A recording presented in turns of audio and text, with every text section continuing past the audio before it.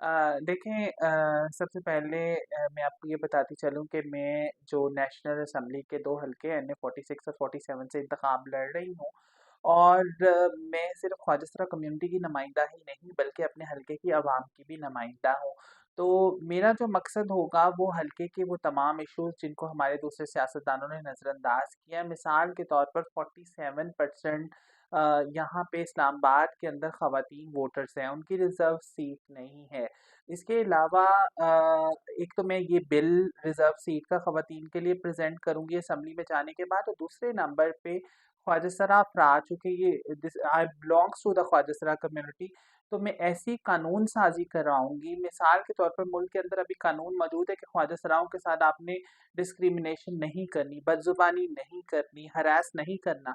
लेकिन अगर ये सब कुछ कोई करता है तो उसके ऊपर सज़ा क्या होगी? तो ये सज़ाओं का जो कानून है कोई भी मौजूद नहीं है, तो ये 2 कानून मेरे प्रायोरिटी एजेंडा के ऊपर होंगे। और उसके बाद बहुत से ऐसे मसले हल्के के हैं, मिसाल के तौर पर इस्लामाबाद की 2 बड़ी आबादियाँ जिस तरह तरनोल है, बाराकऊ है। यहाँ पे ना कोई सरकारी हेल्थ फैसिलिटी है, ना ही कोई सरकारी तालीमी इदारा है। इस्लामाबाद के अंदर कच्ची बस्तियाँ मौजूद हैं जो कि बुनियादी वसाइल से लोग महरूम हैं।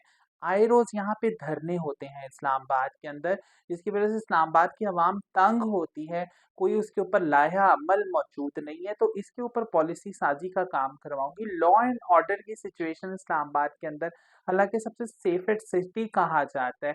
पिछले 2 हफ्तों के अंदर 3 मर्डर हुए, एक एसएचओ, एक उसका बेटा और एक अफ़गान शहरी को मारा गया। तो देखें कि ये वो मसले हैं and it's a long list, मेरी प्रायोरिटी के ऊपर हैं, और चूँकि मैंने मैपिंग की हुई है और जैसे इंशाल्लाह अगर मैं इलेक्ट होती हूँ, तो आप देखिएगा कि वन बाय वन इन मसलों को हम इनको हल करेंगे इंशाल्लाह। आपकी आवाज़ इंटरनेशनल सतह पर सुनी जाती है। पाकिस्तान में आने वाले जो आम इंतखाबात हैं, इसमें सिक्योरिटी की क्या सूरत-हाल देख रही हैं? और आपको इलेक्शन कमीशन से क्या-क्या उम्मीदें आपने वाबस्ता की हैं कि कितने फ्री एंड फेयर वो इलेक्शन करवाने में कामयाब होंगे? देखें, मैं ये समझती हूँ कि इलेक्शन के फ्री एंड फेयर होने का तो पता नहीं, लेकिन इंक्लूसिव ज़रूर ये इलेक्शन होने जा रहा है, क्योंकि इसमें महरूम तबकात की नुमाइंदा जो अफराद हैं वो इलेक्शन के अंदर हिस्सा ले रहे हैं। और जहाँ तक सिक्योरिटी कंसर्न्स हैं, डेफिनेटली मुझे बहुत ज़्यादा सिक्योरिटी कंसर्न्स हैं, और मैं इलेक्शन कमीशन से मैंने दरख्वास्त भी दायर करने जा रही हूँ कि मुझे सिक्योरिटी फराहम की जाए। और उसके साथ-साथ चूँकि देखें, जो कैंपेन है वो ट्रांसफोबिक जो हेट कैंपेन है उसके ऊपर बहुत सी जमातें अपना बयानिया बिल्ड कर रही हैं, और इस जिसकी वजह से मुझे खतरा है, मेरी कम्युनिटी को खतरा है, और तमाम जो वल्नरेबल ग्रुप्स के कैंडिडेट हैं उनको खतरा है। दूसरी सियासी जमातें भी इस्लामाबाद से उनके उम्मीदवार भी खड़े हो रहे हैं। तो आपको कोई इस तरह से किसी भी सियासी जमात की जानिब से कोई ऐसा मैसेज कन्वे हुआ है कि आपको सियासत में कुछ नहीं कहा गया हो, या आपको कोई मैसेज दिया गया हो कि आप क्यों सियासत में हिस्सा ले रही हैं या क्यों हमारे मद्दे मुकाबला हैं?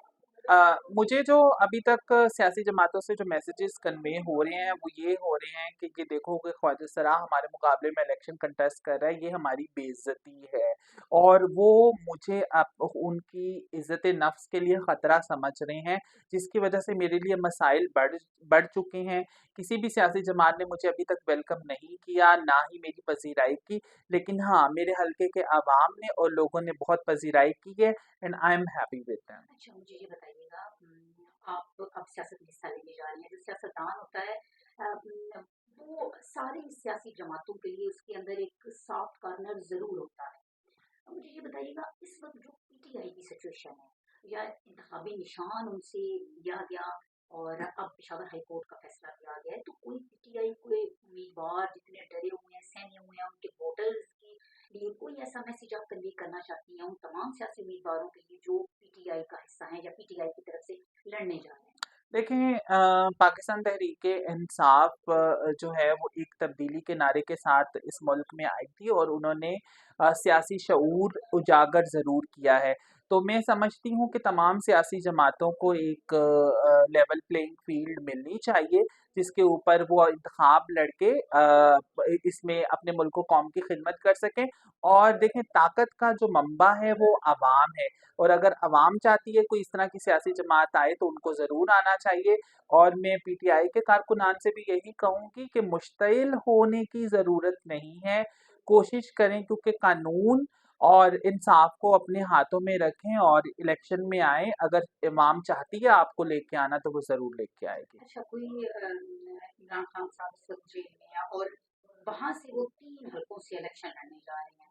तो क्या देखती हैं आप? उनका मुस्तकबिल क्या देखती हैं अपनी सियासी बसीरत के हवाले से? देखिए, मैं टू बी वेरी ऑनेस्ट, मुझे तो ऐसा लगता है कि जो इलेक्शंस जो हैं वो हो रहे हैं और इलेक्शन के अंदर तमाम सियासी लीडरान उसके अंदर हिस्सा ले रहे हैं। मुझे नहीं लगता कि पीटीआई जो है वो आने वाले वक्त में हुकूमत बना पाएगी।